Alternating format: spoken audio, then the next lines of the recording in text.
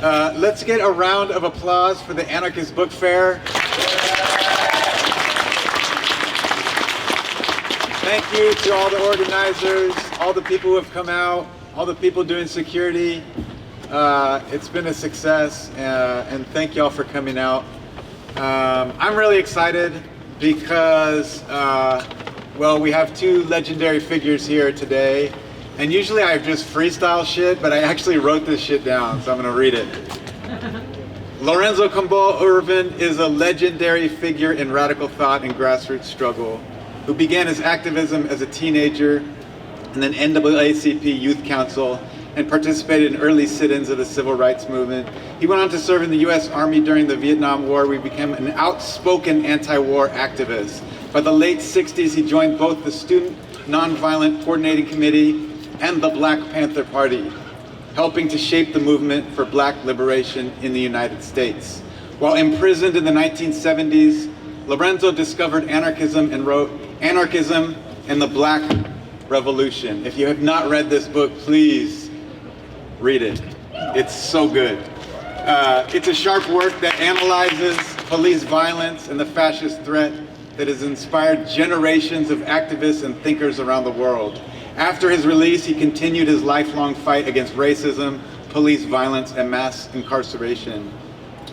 Organizing with the Concerned Citizens for Justice, co-founding the Memphis Black Autonomy Federation, and mentoring a new generation of freedom organizers. His life's work bridges the civil rights, black power, and anarchist movements, and reminds us that liberation is collective, autonomous, revolutionary, and human as fuck. Jonina came of age during the civil rights and black power movements, earning degrees in journalism. She began her career as a reporter for the Chicago Defender, the Cincinnati Herald, before joining the Black Panther Party in the 70s. Within the Panthers, she organized survival programs like free breakfast for children, buses for prison visitors, and community education initiatives that at once met people's immediate needs while pointing toward liberation. She went on to become the final editor of the Black Panther newspaper, amplifying the voices of a generation determined to change the world. After the party's dissolution due to the government's repression, Jonina continued to educate and inspire as managing editor of the Black Scholar and later as a professor of journalism at Western Michigan University. In retirement, she has remained deeply committed to anti-racist and grassroots organizing, co-founding the Ida B. Wells Coalition Against Racism and Police Brutality, and alongside Lorenzo, producing the Black Autonomy podcast. And I just want to note that the Black Autonomy podcast has a Patreon attached to it. And so you can get the information for that Patreon at the Black Rose table, and it would be really appreciated if you helped out with that Patreon, because that is how they're making all of these events happen. So please consider that. So this podcast advances the theory of and practice of Black anarchism. Her book, Driven by the Movement, is a testament to ordinary people who do extraordinary things in the name of liberation. So as a writer, I deeply admire these two people who remind us that writing can be more than jotting down words on a page. It can be a truly revolutionary act. Everyone, I want to hear a round of applause for Jonina and Lorenzo.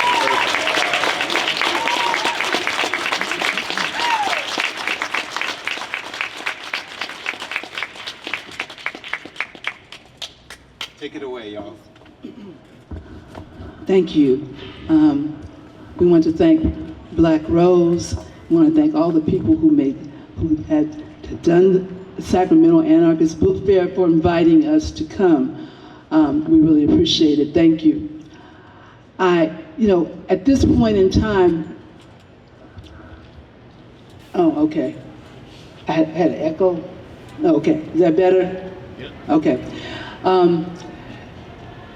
We are right now in the United States in the early stages of, a fascist regime, and most people here probably know that. It's something that You know, being a young person back in the 60s and 70s when we were trying to fight all this, I didn't think that I would, you know, ever see in my lifetime. But here I am, 77 years old, and I'm living in the beginning stages of fascist regime in the United States. That is a fact. I want to talk a little bit about something that doesn't get talked about a lot. There is a history of black people in the United States being involved in anti-fascist movements. There was certainly a strong black anti-fascist movement during World War II, which was a little bit before my time, but I read about it, I know about it. I want to talk about something that's a little bit more recent. Many people do not know that the Black Panther Party actually helped to organize an anti-fascist movement in the United States in the late 1960s. In July of 1969, the Black Panther Party organized a United Front Against Fascism conference. It was held in Oakland at the Oakland Coliseum. And this is something that a lot of people don't know about the Black Panther Party. They know about the survival programs, the breakfast program, but they don't know that we actually did have this conference back in 1969. There were about 5,000 people who attended, black student unions, all different kinds of groups. I can recommend, if you go online, it's an article by Professor, I'm drawing a blank on her first name, Robin Spencer. She has a different last name now, but if you go online, you put in Robin Spencer, the Black Panther Party and Black anti-fascism in the United States, you can read in more detail than I'll ever be able to talk to you about this evening. But anyway, this conference was held in July 1969, about 5,000 people, and they were trying to figure out a way to fight what was a growing fascist threat in the country at the time. Richard Nixon, who was president in 1969, Nixon was really trying to do what Trump is in fact doing now. Nixon never got as far as Trump and his people have gotten because the Black Power era, about which I've written about, the New Left, the Vietnam anti-war movement, we pushed Nixon back. You know, we forced, you know, the short part of the story is that he was forced to resign or, you know, or be impeached by, you know, in Congress, so he resigned. But he was striving to do what Trump is now doing. And that's why it's important to have a fight back movement. At any rate, I want to speak a little bit more about the conference the Black Panther Party organized in 1969. So you have all these people who came out, about 5,000 people, and they were intent on organizing some kind of a united front. What wound up happening was, by 1969, by the time this conference was held, the repression against the Black Panther Party in particular had really intensified. You had in Los Angeles, you had two of the leaders of the party were assassinated in Los Angeles in January of '69. Al Prentice, Bunchy Carter, who was the founder of the Southern California chapter, John Huggins, and they were assassinated on the campus of UCLA. Certainly, and right before that happened, the police surrounded the Black Panther Party headquarters in Los Angeles in an attempt to, you know, try to arrest them. And the community, the black community, saved them that day. Otherwise, the police probably would have gone in and killed all of them. But the black community wouldn't stand for it. So that day, December of '68, they were able to save the people who were in the Black Panther Party headquarters. And then towards the end of 1969, of course, Fred Hampton and Mark Clark were assassinated in Chicago at a place where the Black Panther Party had an office. So, 1969, a lot of repression going on against the Black Panther Party, and of course there was a lot going on against the New Left, the anti-war Vietnam movement also at that time. So the Black Panther Party was not able to do everything it wanted to do in terms of having this conference. However, what did come out of it was that you had an organization called the NCCF, National Committee to Combat Fascism. This grew out of the conference, and this was a multiracial organization. It had chapters in a few cities around the country, and their primary purpose was to fight police terror, to fight police brutality. And in some cities, the NCCF later became Black Panther Party chapters.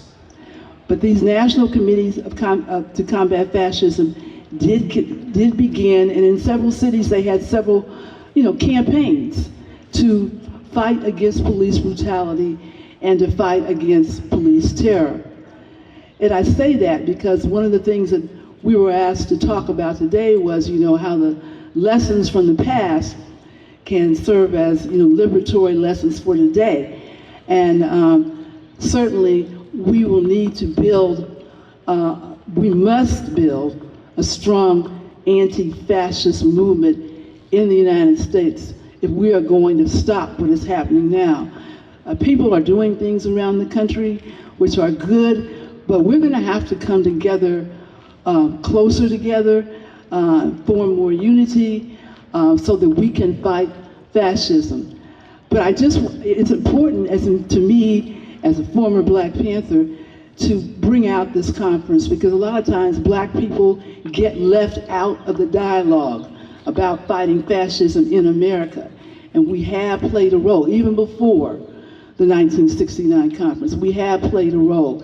And it's important that people know that we have a history of doing that. The Black Panther Party was talking about fascism in its newspapers.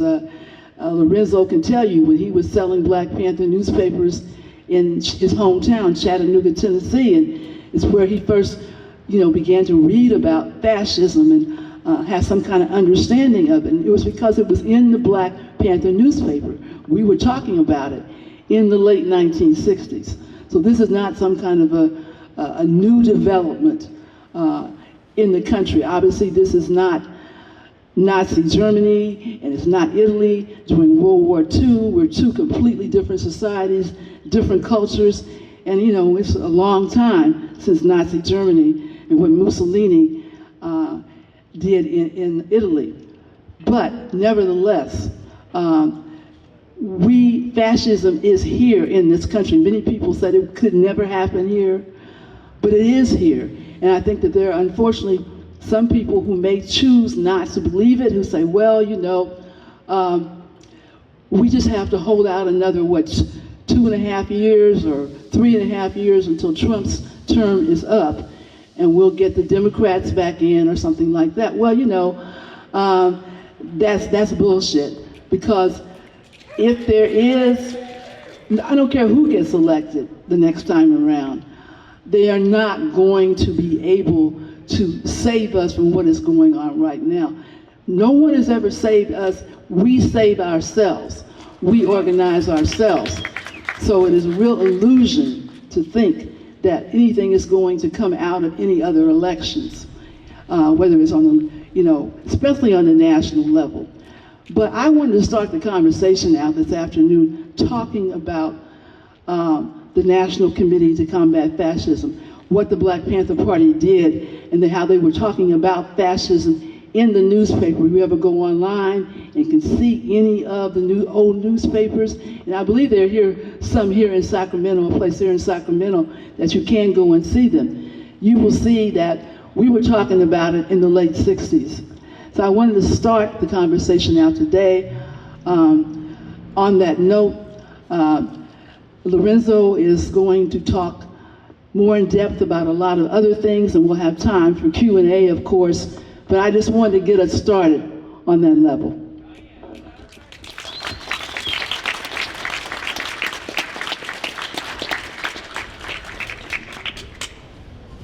Thank you, Sister Jonina. You know, Jonina pointed out how this is a dangerous period. It's actually a desperate period. It's just that we don't know it yet, you know. We're not, you know, the fascist in chief is such a buffoon that it makes it seem like some of the stuff he's doing is a joke. But it's not a joke, and he's not far removed from Der Fuhrer in Germany, Adolf Hitler, or what do they call that idiot in Italy? But Mussolini was very similar to him. Their political opponents saw them as a joke, a total buffoon, but they were able to create a fascist dictatorship. So our task and our role in this period is to stop the fascists from seizing total power and consolidating a dictatorship. Part of that, we will have to, you know, protest in the streets, fight in the street, and that's important. Another part of it, though, is that we have to engage in massive political education. And we have to use the consciousness that people themselves understand as opposed to just our consciousness. You know, we have a higher level of consciousness as organizers and as anarchists. But the ordinary person doesn't necessarily agree or understand what we may be saying. So this is why, you know, one of the things that I've thought on long and hard is the importance of building dual power, and building dual power in the form of people's assemblies. Radical people's assemblies. Let me make that point clear. Radical people's assemblies. People's assemblies are supposed to be in opposition to the government and as a battering ram against government repression and against government, period. You know, the institution of government itself. Anarchists should know about that, you know. It's something we should be doing already. There is a great deal of confusion in this period. One, we can't use exactly those things that worked in the past. We can learn from them, we can be inspired by them, but we have to build based on the material and historical conditions that exist right now. And so the idea of building an anarchist dual power institution, and every city should be doing, they should be building essentially what is a dual power institution, if you call it the People's Assembly or Radical Assembly, whatever you call it, but it's designed to not just educate ourselves, you see.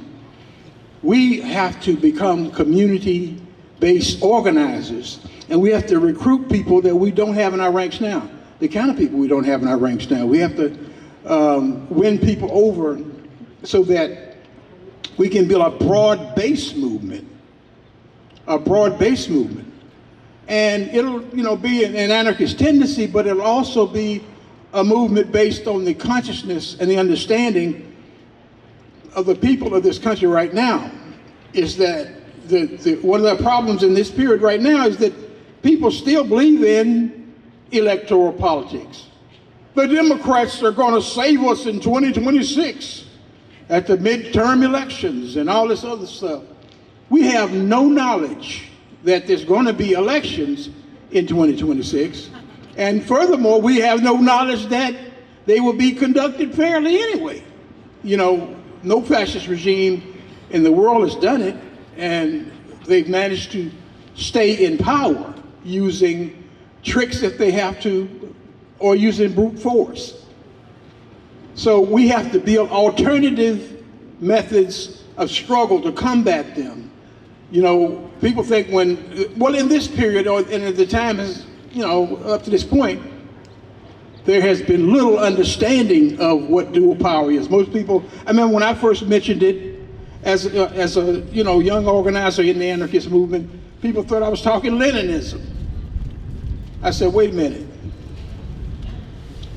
Dual power doesn't come from 1917. It doesn't come from Lenin. It comes from the 1905 revolution in Russia, which, produced the Soviets as the autonomous vehicle to combat the state. And this is basically what we're talking about now, an autonomous vehicle that can combat state power, not just a bunch of hippies or smooth outs or whatever that, just talking to each other, like, we're talking to each other, but an alternative structure we've created that can include the masses of people and that can be a challenge to a dictator who says that he's ruling, he's taking over and we all have to worship him. Power to the people is what we're actually fighting for. In the Black Panther Party, they used to say, all power to the people!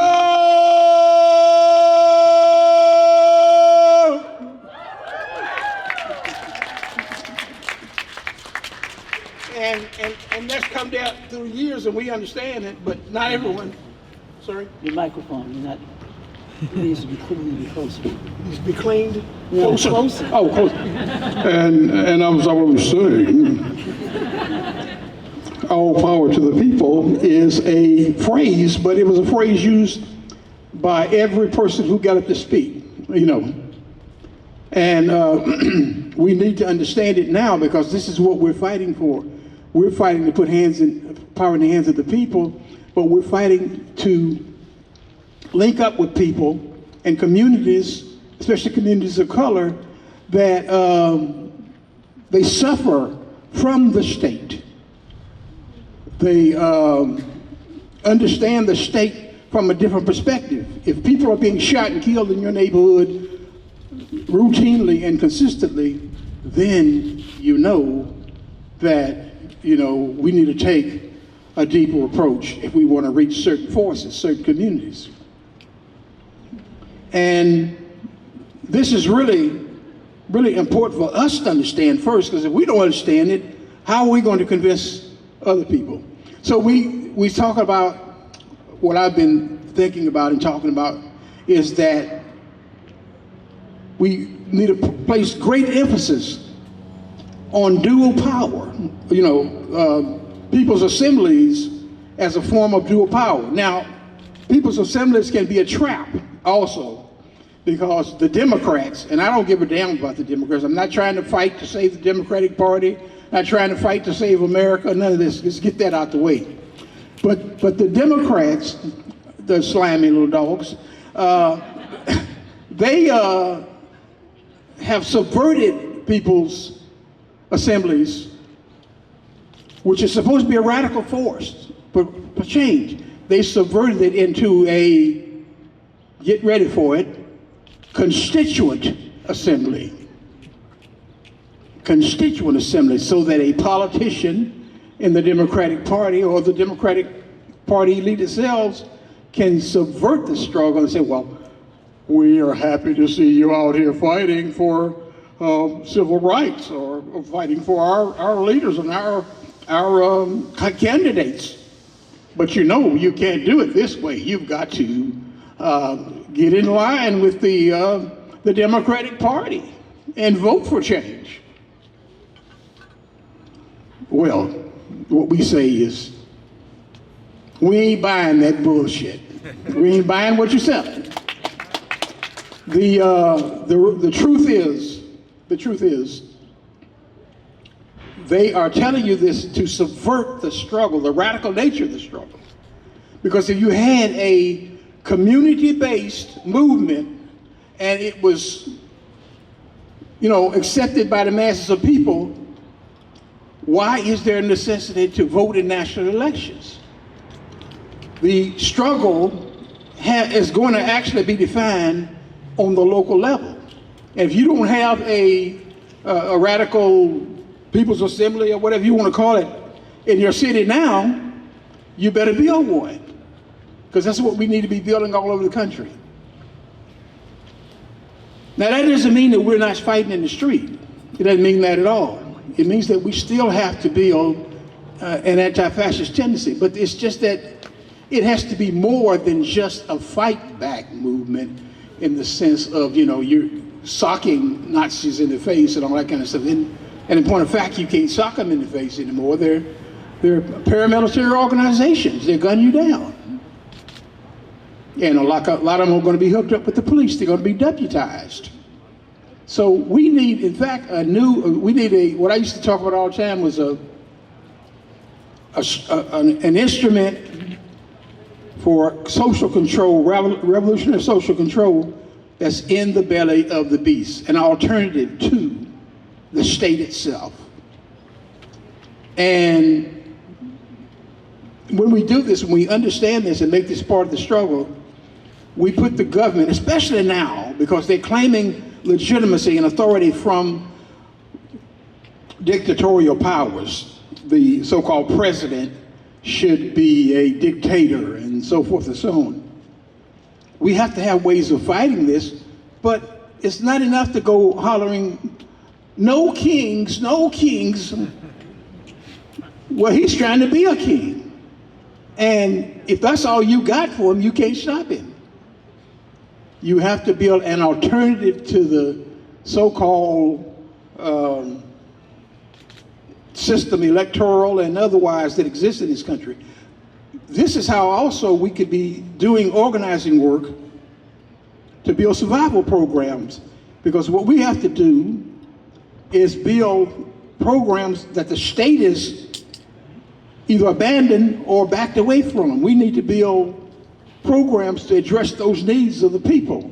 This is how you win people over. I don't mean running in office and going in the community, oh, you can vote for me now, the Democrats are gone. No, you do the work. You do the grassroots work. We do the grassroots work. And we should be winning over young people in droves. If you explain things to people, if you present an alternative program, and if you're able to show that you can beat back the government, beat back the fascists, then you can win people over. People will listen to you. I'm not saying they'll automatically listen to everything you have to say, but you'll have credibility. And let me just point this out about the Black Panther Party, because some people got a wrong idea. The survival programs were what won the people over to the program of the Black Panther Party. Without the survival programs, and if it was just had a militia stomping them down the street, as Jonina always points out, the people in the community didn't always accept that. They didn't think it was a good idea to have armed patrols of the police. Not everybody believed it. Now, many people did, don't get me wrong, because it was at a time when armed self-defense was extremely popular in the United States, right along with so-called nonviolence and peaceful protests and all this other stuff. And so if we were able, and they were able to do this, they were able to win over a large segment of the Black population with survival programs for poor people. And it included, and there's an expert next to me, but I'll have to do the best I can to weather this up. But, you know, Jonina has always said that these survival programs, we're part of the people. It's for the people, but yeah, we're part of the people. So it's for us too. We're fighting in our own interest. And this is what we need to understand, is that the community-based organizing is a particular type of powerful organizing, because you're reaching people in the communities. And they're fighting for their homes, they're fighting for their children, you know, they're fighting for their families, they're fighting for things that are dear to them. And you're going to get your fiercest resistance from that. It was thousands of people that volunteered to work in the survival programs of the Black Panther Party, to feed children and make shoes and whatever else. I mean, there were all kinds of things. There was so many programs of the party. But this is just an example of what can happen. And an example is an important thing. It's an important thing because if you have a successful example of you doing something and having done it in a certain time in history, well, whenever, you know you can do it again. And you can win. You can struggle and win. That's extremely important to know, extremely important. There's so much defeatism in this period. There's so much confusion, so much fear. We want a situation where we don't fear the state. They fear us and have good reason to fear us. And this is extremely important. You know, we're organizers who've been doing this for, years. Like I said, I've been an anarchist for 56 years. And, Jonina was in the Black Panther Party back in the 60s, 70s, get it right. And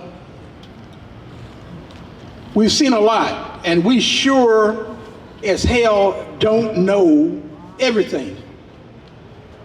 We don't know everything, but we know a hell of a lot.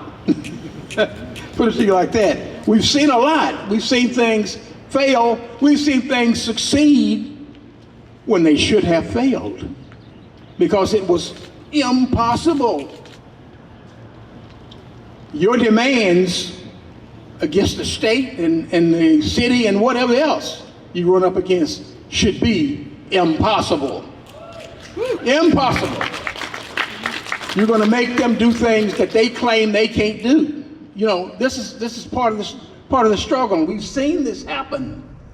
We've gone through periods when this has happened. Even if the struggle overall didn't win every objective, even if it didn't, it was powerful and potent enough that it changed history. And the funny thing about history, and you live in history, you can look at stuff and your mind can go back and you say, damn, I remember when we had no chance, they said. We were going to be defeated, they said. We were going to be killed by the Klan, they said. We were going to be killed, all of us going to be killed by the cops, they said. And we had to fight, and we did fight. But we also won our share of victories. We didn't change the entire government of the United States, but we made some deep furrows in the government so that the people coming behind us would have a stepping stone.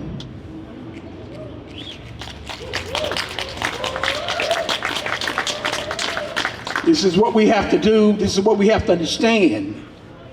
And the whole idea, which many people didn't think was possible back in the day, that right now we'd have a fascist regime. They thought the struggles that took place in the past and the victories and all this stuff the government claimed to have created a liberal regime and all this other garbage, they thought it was impossible for the fascists to take over, and especially a complete and utter imbecile like Donald Trump. But let's not get it twisted. He's devious. He's stupid, but he's devious. And so we shouldn't take him lightly. Shouldn't ever take him lightly. But he should fear us more than we would ever fear him. Even if he has state power. Even if he has state power and he says he can do this and he'll bring tanks down. Let me tell you something. I know you've heard this. I know you heard this expression, but I want you to think about it in another context. No army can stop an idea whose time has come. No army can stop an idea whose time has come. We're going to fight a revolution, another revolution, and we're going to win this one. And we're going to take it to the level that most of us know about ideas and theories and so forth and so on. And you might not in the back of your mind think it's going to happen. But I can promise you this much. If you put your heart, if you put your soul and your essence into fighting fascism and building a new society and winning what some call anarchist communism, I call it stateless socialism, whatever you want to call it, we can win. We can win. So that's the first thing, is that you must believe and you must understand that you can win. Then you're going to understand how you can win. And I remember some years ago hearing about this guy, Gene Sharp, and finding out, I said, well, this guy is just really he's one of the people who the government is using and weaponizing his ideas to weaponize nonviolence and to use it as a tool to overthrow governments that they don't like. And this is why we are in this damn war in Ukraine, for instance. These are the same people who have created so-called color revolutions all over the world. And if they can do that and create a war or overthrow a fascist dictatorship or whatever, and don't have to pick up guns, they say, and many times they didn't have to pick up guns. They used the power of the people. If they can do that there, why in the hell can't we do it here in this country using their own tactics to defeat them? It wouldn't be the first time. Wouldn't be the first time that the people have utilized the enemy's program to defeat and destroy their forces. And so it's important to think about this and not allow ourselves to be demoralized, to think that the task is too great, or that we simply can't win. Well, we can win, and more importantly, we will win. We are going to win. We are going to change this country and this world, and we are going to, create anarchism on a broad scale, on a worldwide scale. Things that people say can't be done, but you can think about it and do it in your hometown, and you can think about it and do it in your block or something, or with your friends or whatever. We're going to do it in terms of millions of people who have nowhere else to turn to. This is the thing you have to be aware of. A lot of people don't have anything else to turn to. Conventional politics are finished in this country. And it's our responsibility to then create the alternative that we all know can work, but you have to see it with your own eyes. We are going to have a revolution in this country. Even when Franco took over Spain, the people had a revolution. The anarchists had a revolution. They were sold out by the so-called leftists, by the communists. And so knowing these things, knowing things that you already know, you can place things within context and think about where you are and how you could have a revolution here. I mean, to me, and I'm not positioning myself as some kind of leader or hero or any of that. I'm just telling you, as someone, and myself, and this is Joe Nina and others that we've come in contact with, have an understanding that if people stand up against these fascists, if people stand up for a new world, if people stand up for a new life for the people of this country and of the world, then there is no doubt we can win. Their ideas on restoring the deepest type of racism, slavery, and terrorism from the state. All of that is so dead as a real ideology and a way for them to conquer anything, that all we need to be thinking about is how we need to organize wherever we are, and how we need to link up with other activists, other anarchists, and other people who are sympathetic to us. We have to build a base of sympathy and support, and not worry about the tanks in the cities, and all of this is desperation. It's not strength. It's not strength at all. It's desperation. Because this government knows it's on its last legs. All they got to offer is a fascist regime, and the fascist regime is the weakest government in American history. Weakest government in American history. That's a certifiable fact. And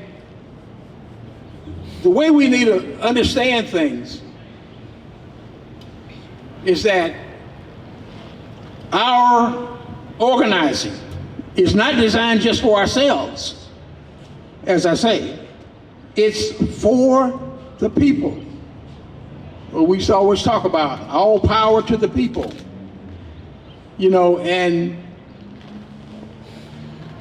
that is one of the truest things that's ever been said. An organizer has a primary duty of building programs, of developing organizing, of going into communities, of talking to people, so-called ordinary people, although they are extraordinary when they are activated. But that's what our role is. Our role isn't just to sit in a group of us and to be content with that. We have to build an anti-fascist movement that reaches deep into the communities, and the communities of color and the communities of all types. We have to do that. And if we're incapable or unwilling to do that, then we are failing at a historical moment when, yes, we're in danger. A lot of people are in danger, this government. And they're in danger because this government has always had power and has always used it to beat down the political opposition. Some people think that Donald Trump is the first fascist we've had, you know, to confront. He's just the latest. Richard Nixon, as the sister said, was defeated by the people, not by Congress, not by some brave so-called journalists at the Washington Post. They were defeated by the people who broke into the office of the FBI in 1971 and exposed the counterintelligence program and showed people that it wasn't all in our minds, that it was real. Right now, so I told somebody the other day that we don't have a counterintelligence program. We've got a counterinsurgency program. And the difference is, in the 1960s, these organizations, left-wing organizations and so forth, they had mass followings. They were accepted in large numbers all over the country. And the government didn't have the control over them. That's why they had these show trials and all kinds of stuff trying to get control. And even in the prisons, and I went to prison in 1969. In the prisons, by the time I went into the prisons, prisoners were talking about building and were in the process of building a mass movement in this country. And people talk about censorship today. And we have to talk about censorship inside the prisons and outside in the street. Because they've been doing it for years. They've been building towards a total censorship of radical and alternative literature, ideas, and so forth. And one of the ways that the fascists can control a society is to engage in censorship and to stifle your ability to challenge their lies and their propaganda. And so, what I'm saying to you is that, you know, there are a number of different ways for us to approach this. I'm not talking about some example that requires one method alone.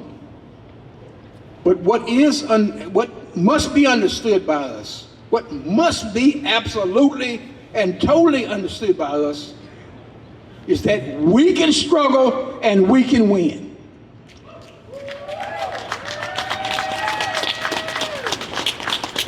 We can build the kind of movement that, as I said, can involve millions in this country. We may have I'm not ruling out that there will be a civil war in this country, but a civil war is preferable to the fascists just taking over and we do nothing. And you know, they're wanting it. They want that. They've asked for that. They believe they can get it like that, but nobody will stand up against them. And they can intimidate us in the cities. They can take the cities over and establish a martial law, anything they feel like, and people just go along with it because the government is all powerful. The president's all powerful. Well, just think about this. You know, this country, the military establishment and the political establishment, hasn't won a damn war in 20, 30 years. Who are they bullshitting? You know, they're not capable of fighting anybody internally or externally. You know, it's just propaganda and show, marching around in military. I'm not saying that somebody with a gun couldn't shoot you, but I will tell you this: people all over the world have got their own guns and shooting back. And they've driven the United States out of country after country. So here, in their own, in this country here, they want to take over here and turn this into a fascist cesspool, where you have no rights that the government is bound to respect, is forced to respect. You have no rights. And even the rights that you won fighting against the government in years past, they want to take that away. They want to take away the rights of women, take away the rights of blacks, take away the rights of poor people, take away everybody's damn rights. They want to take away your rights. And that is the reason to fight. You see, you want a reason to fight? Somebody's going to take something from you. That's like sticking his hand, somebody stick your hand in your pocket. And if you ain't going to fight when somebody stick their hand in your pocket, you're in bad shape, you know. So we have a reason to fight. Now we have to build the method to fight.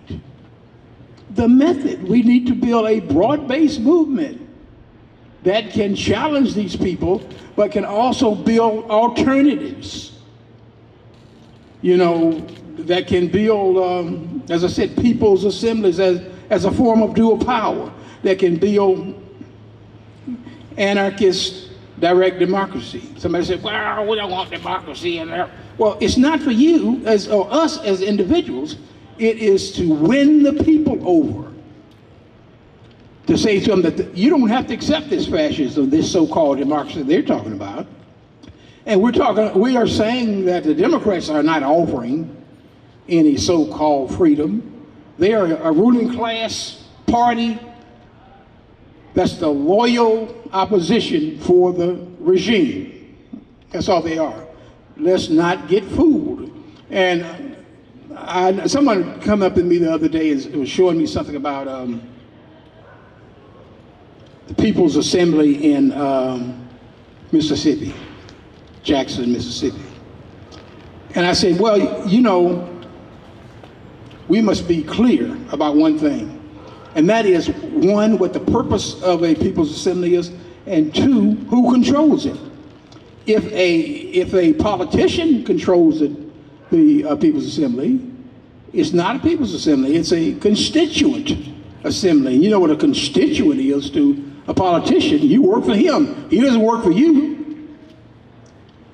So we need to be clear about a lot of things. We need to be clear about why we're fighting. We need to be clear about how we're fighting and what the result of our struggle is meant to be. And if we're not, we will be tricked by the Democrats who, this is their function, this is their role. Malcolm X talked about in the Battle of the Bullet, he said that you've got the Republican wolf and the Democratic fox. He said, and both of them will eat your ass. Both of them will eat you. So we cannot accept the system, the so-called capitalist system of electoral control, is what it is, electoral control. We need to build a movement that is not just non-electoral, but it's anti-electoral. And when we understand these things are important to carry in your mind so that when you're devising strategy, you can then project a different outcome from what we've been seeing over these years. They've subverted, they've subverted so many left-wing groups and made them Democratic Party operatives. A large part of the left was subverted to the Democratic Party. Our role now is to build a movement that is autonomous of the government and autonomous of the government parties, autonomous of and in opposition to the corporations, autonomous to the bosses. You know, this is what we need to be building. I don't know a lot more than I need to say. You have something else to say? Yeah, you know, as you were talking, something I wanted especially the younger people here today to understand, you were talking about, we can win. The reality of it is that we are in this fascist regime now because of the victories that were won, during the civil rights movement, also during the Black Power era, in which, Lorenzo and I were part of. We won a lot of things. And the right-wing conservative fascists said we can never ever let this happen again. We must make sure. So they have been, since the late 60s and the 70s, they have been planning Project 2025. Somebody said it's 20 years in the making. It might have been longer than 20 years in the making, but they made a decision that we're not going to let this kind of movement ever happen again in the United States. So they have been plotting and planning and putting people in office, whatever they thought was going to help them. And that is a testament to the victory and the accomplishments that took place during the 60s and 70s, whether it was the New Left movement, the anti-war movement, the Black Power movement, because we did win so much, and because they made the decision, this is not going to take place in America. And I want the younger people to remember that, even though we are now in this period of repression and fascism, this is an outgrowth of the fascist people in this country, government, politicians, what have you. This is their response, what they've been building over so many years to beat back a future a movement. Those of you who have been active in the, these Palestine support movement, it's important to understand that back during the Vietnam era, it was the young people on campuses who were a significant reason why the United States was forced out of Vietnam. And this is why there is so much repression against the Palestine movement now, especially when it involves students, because they don't want to see any other kind of student movement that had the strength that the anti-Vietnam War movement had back in the late 60s and 70s, because that movement became very strong and the government couldn't control it, okay? And it's important to know that. But they don't want that to happen again. That's why they're doing everything they can to weaken, the Palestine support movement in this country. They don't want it to become that strong. As many of you know, you've heard about the recent imprisonment of Casey Goonan. And Casey is a good friend of ours. He's someone that was very involved in the Palestinian support movement in the Bay Area, okay? And he was just sentenced to 20 years in federal prison, and which saddens us greatly. But the government does not want to see any kind of movement like that among students.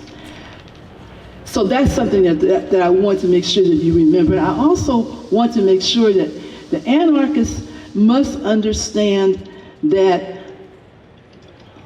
as organizers, it is not enough to, I am not a scholar of anarchism. So, Lorenzo and maybe other people here in this room who are much younger than me, you have read many of the major texts dealing with anarchism. I am not a scholar of anarchism. I'm a person, for many years, I'll be honest about it, I had absolutely no respect for anarchists at all, because when I first came to California, I never saw any people of color who were anarchists. I'm not saying there weren't any, because I came to California in the, about 1974 as a member of the Black Panther Party. There probably were anarchists of color maybe, but I never saw them. So all I thought was, okay, I haven't seen them, and I saw no evidence that those that I did see were doing anything in the communities. So not only did I not see any young people in that movement who were like me, but they weren't doing anything to organize around the needs of the people. And that's going to be important for anarchists in this period, because a lot of people in the Black community, many of them think that anarchists, well, they're just crazy white kids who throw bricks in windows. And they don't have a use for that, because that's not doing anything to help them, okay? They need to be working with people, getting support from people who can help them with their material needs. So anarchists must begin to address that. And it'll be different in every city. There's no plan that's gonna work in Sacramento. It's not gonna work in LA. It's not gonna work in Boston, because everywhere is different. You have to analyze the needs on your block, or maybe in your, maybe larger neighborhood.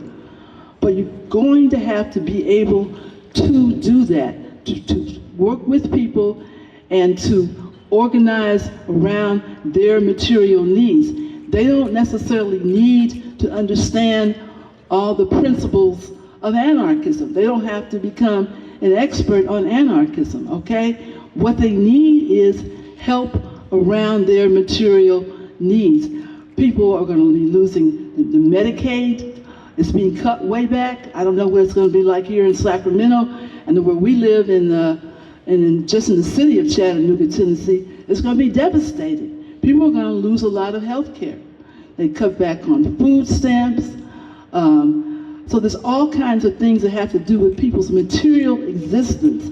That is what anarchists have to be able, in your community, in your area, your local place, to organize around. It's not going to be enough to have a meeting or a rally and pass out anarchist literature, which people may or may not read.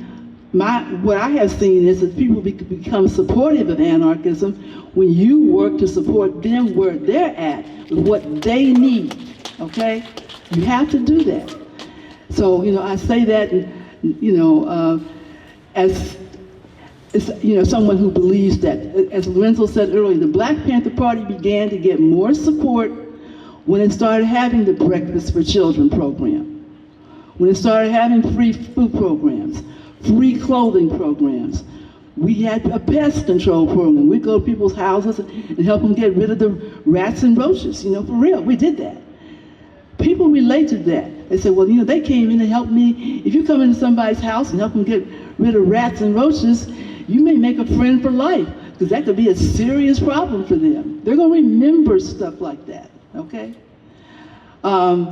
So I've been sitting here thinking, I wanted to say that at the beginning, but sometimes the brain doesn't always work as well as you would like it to. But I just wanted to make that point, that we must deal with the concrete issues of the people, the material issues of the people. Otherwise, you know, it's pointless. You know, it's irrelevant.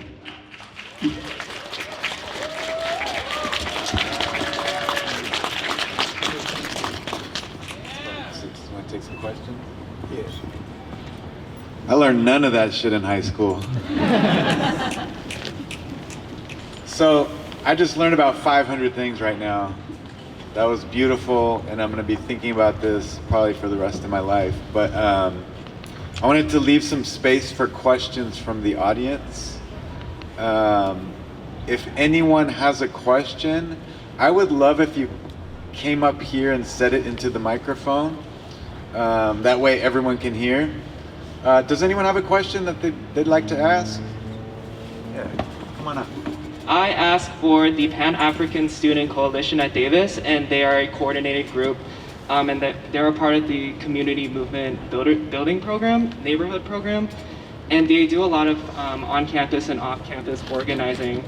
My question is, do you have any advice for young Black student organizers who are building alternative power structures and long-term structures, especially at a time where there's heightened surveillance and police budgets, and especially where school is like a revolving door, so students come in and come out? How do we retain that momentum? Thank you. I don't know about the particulars of the situation you're talking about, but we can say this. When I got out of prison, I started working with a so-called radical civil rights group that the founders, a woman, her father had been murdered in the city jail, and he'd been the 5th person murdered within, it was 16 months. And we were able to bring together young Black people. It was primarily a Black organization. And we were able to bring together young people and older people. And then we created an ad hoc movement attached to it called the Ad Hoc Coalition Against Racism and Police Brutality. And we were able to build a citywide mass movement. And we had a campaign for 15 years. That, because of that, you know, the way that unfolded in that town. Now, that was a southern city that had a long history of Ku Klux Klan terrorism. In fact, the government, when they created it, was called a white man's government. That's what they called it. And there had only been one Black person ever elected to office and all that stuff in 90 years. So it was just an outright racist, you know, hellhole. The young people that we, you know, organized were more willing to fight in the streets, to organize in the streets, than the so-called civil rights organizations, who were in bed with the power structure, was receiving grants from the government and all this sort of garbage. So they had reason to not stand up. The students and the youth who joined together had reasons to fight. They were being subjected to police terrorism, beatings, and on a routine basis. The Black community was being oppressed. And so these young people did what came natural, that is, they organized independently. They didn't wait on the preachers. They didn't wait on the politicians to decide on their own they're gonna stop. They don't never stop until people make them stop. And so I think that when people recognize that they can organize in their own interest, not in the interest of somebody else, some politician or somebody tell you that you don't have to fight in the streets now, you got representation in office. Vote for me and I'll set you free.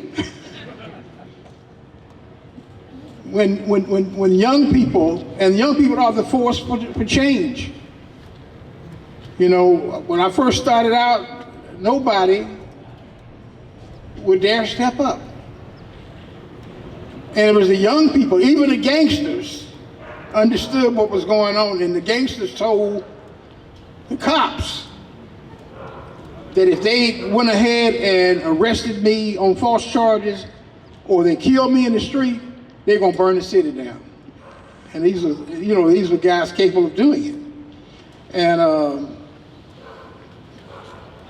things like that are what makes change sometimes. You know, I'm not saying what particular tactics you use. You don't have to, everybody pick up arms. I'm not saying that, although sometimes that's necessary. But the main thing is that the people not stand idly by when people are killed or when people are mistreated or when a racist regime is in power and you can see it every day. So it ain't that hard to figure out. We used to train the youth in community-based organizing and, you know, and our ideas about, you know, as I said, they were civil rights groups. That happened before I got there, so I can't be blamed for that. But, you know, we changed it into, you know, to a more militant organization, and we got more youth in it. Because at first it was just church people and all that, and they wanted to go down and pray in front of the police station. I said, praying in front of the police station? I said, we can't pray in front of the police station. We need to be giving them hell in front of the police station. And so, you know, and it was a female organized group, and as I said, and I don't know, I got pushed up front because I was, you know, a more experienced organizer and all this stuff, and then you had sexism, and that's a whole different story. But anyway, yeah. So the youth and the women and the women in housing projects, they were the backbone of the movement. And I'm not going to tell you that every city is the same, but I will say this: the youth are the ones. If they won't stand up, then I really don't believe very much of anyone will. You know, on a lot of the campuses today, college campuses, you know, all these DEI programs that are being cut back or, you know, destroyed. These are programs, Black cultural centers or Asian American student centers, Latino and Latinx community centers. These were things that really grew up and were started back in the Black Power era. In the 70s. These were not things that were given to these students by a benevolent administration. I know that in many places, students, black students in particular, they sat down in buildings, they took over administrative buildings, demanding that there be Black studies programs, courses taught, demanding that there be Black cultural center, and they, you know, they just went in, and their protests may have lasted a while because they went in and took over some buildings. That's why those institutions have existed, how they came to exist, all right? And of course now, and those are the things that the right wing in this country has always hated, you know? They don't want those kind of institutions. So that's why they're going after them now, and they're forcing, you know, the federal government is able to blackmail the universities into cutting out the programs because most of these big universities get federal funds, right? And if the feds say, well, we're going to withdraw your funds, that's what Trump has been saying. Well, you know, if you don't stop these programs, then we know we're going to withdraw your funding. So that's why a lot of these programs are being destroyed or stopped or cut back because the feds, you know, have said you can't do this anymore, at least not with federal dollars anyway. But I think it's important to understand that a lot of these things that are being shut down now, a lot of these institutions, you know, became popular, were created back in the late 60s and the 70s. This is doesn't have to do necessarily just with young people, but in the early 70s, I was a young black woman, and of course, we were excited and happy and thrilled. Most young women, not just black women, but women in general, about when the Supreme Court made the decision on Roe versus Wade. So that meant that women who did not want to have children, could not have them. And it's a personal choice. I'm pro-choice, but I would never tell someone who wants to have a child that they shouldn't. That's not my business, that's not my place. But women do have, a right to make those decisions over their own bodies. And so you have a segment of this society that they'll tell you that they're opposed to it because of religion, and perhaps they are. And I'm not, people have the right to their, people have a First Amendment right to their religious beliefs, so I'm not gonna argue with people about that. But the fact of the matter is that there's a segment of this country, and this is, as we all know, it's a male, patriarchal dominated society who did not want to see the role of women change. We've got a situation in this country now where Trump has said they'll pay women to have babies, right?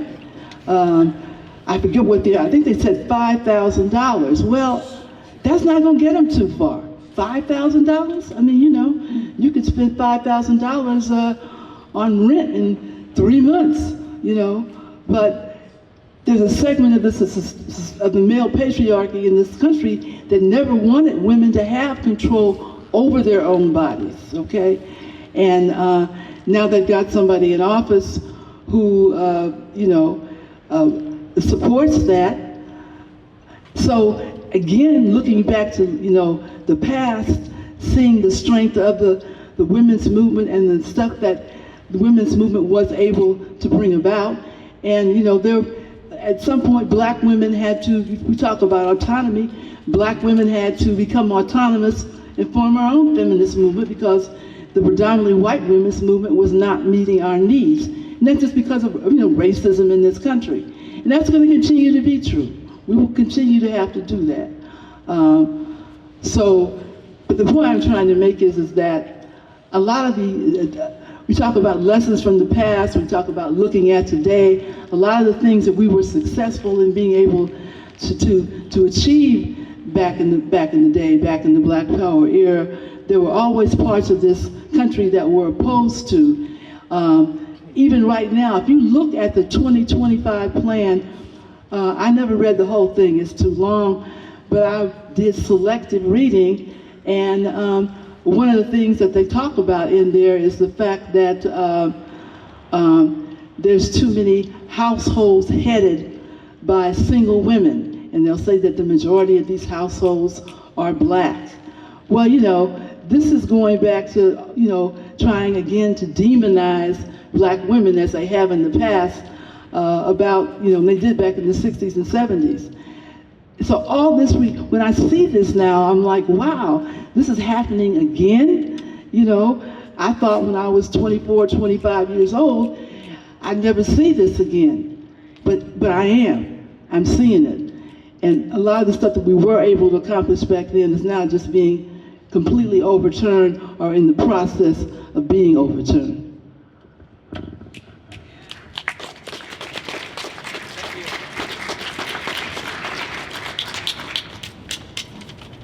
One more question? Yeah, a couple more questions? Sure. Come on up. We don't have a huge amount of time left, so maybe we'll just take these couple questions. Sorry, go around. Yeah, right here. Hi, so I think it's somewhat well understood that one of the largest issues of modern organizing is a failure to resolve interpersonal conflict within these groups. There's people interacting outside of their community and trying to build things, and there's a lot of interpersonal conflicts that drive people to be like reactionary and burn bridges. Are there any examples from your experiences or advice that you would give to people trying to organize now on how to conflict manage within these organizations?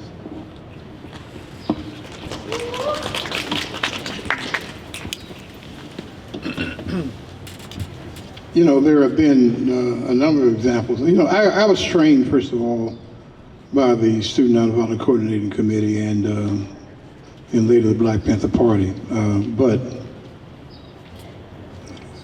there will always be conflict within organizations. The question is, how do you resolve them? And there is no hard and fast rule, but the structure of your organization has a lot to do with the kind of ideological or political or personal conflict that you have within an organization.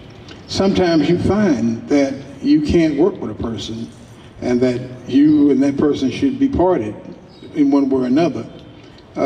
Some people use expulsion to do it. That's one way, I guess, to say. The other way is to find out yourself what the real contradictions are.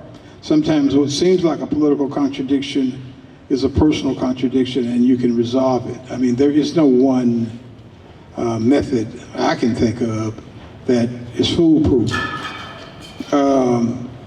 If people, first of all, if people are serious about doing the political work and putting that above their personal problems with someone or differences,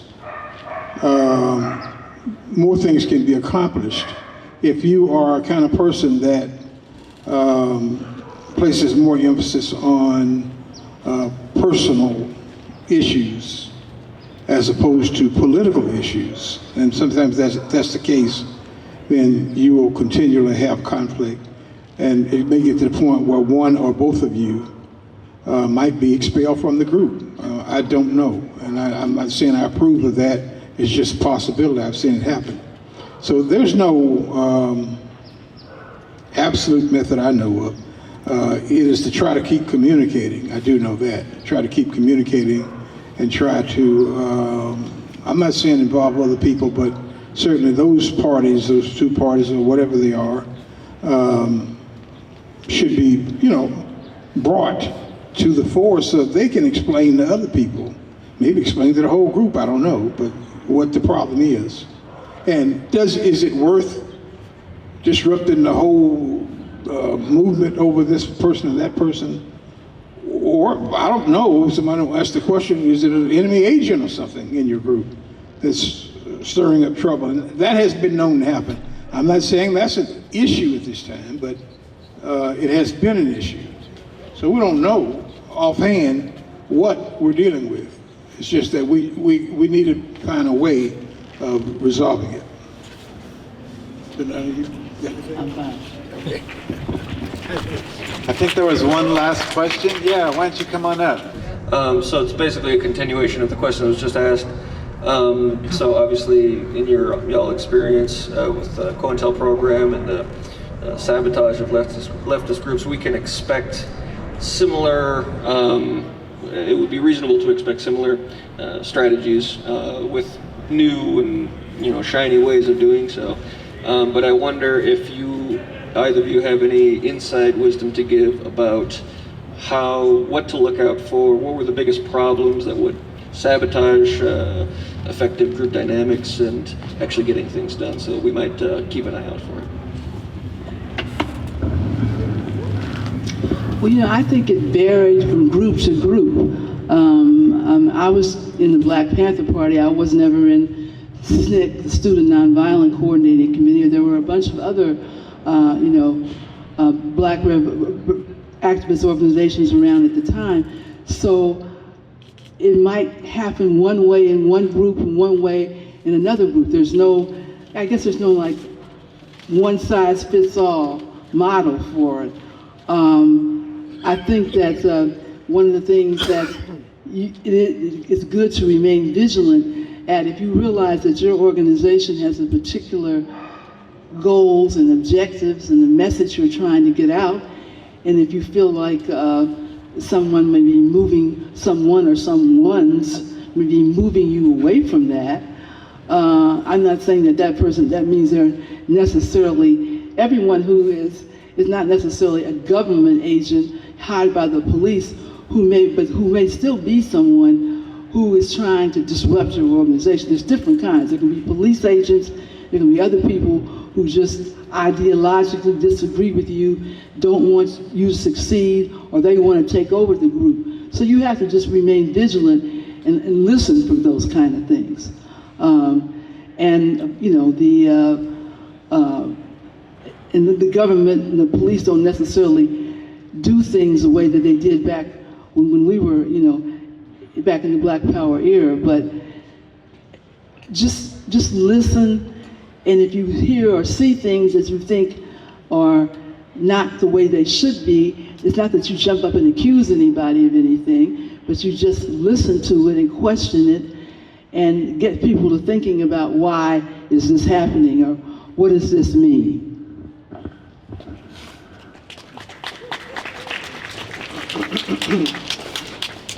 You have to be extremely careful in a situation where you think someone's an informer. There were people who were beaten and even killed in the Black Panther Party by overzealous members, and who thought somebody was an agent.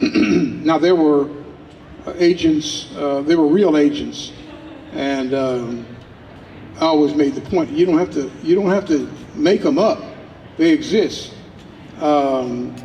But the main thing is, will those things destroy your organization, or will they just be a nuisance where you can diffuse them, even expel the person if they find out to be an agent or whatever? The main thing is your movement strong enough that it can move forward without these forces? Whether you find out they're agents or not, if they're disruptive, they have to be dealt with, you know. And how you deal with them is another thing altogether, but they have to be dealt with. And so that's what I would say. I don't believe. I also think that in the period in the past, he mentioned about now and then. Well, in the past, the reason why I said they went after counterintelligence program went after groups that had followings, that had mass movements, or were mass movements, I should say. Whereas right now, what they're trying to do is to find out who is a threat and stop them at an incipient stage. Stop them now before they get too strong. So bear that in mind also. And you'll be able to find out many times from a person's behavior what their motivations are. And as the sister said, it doesn't matter if they actually are enemy agents, if they are just a kind of disruptive person that wants to have their way or wants to disrupt the work of the group. So it doesn't really matter. Don't run and shoot them in the head though. Raise your hand if you're an FBI agent. No one? Remember to check out the Black Autonomy podcast. Find the Patreon and donate as much money as you can. And everybody, let's give it up for the Ervins. Thank y'all for coming out.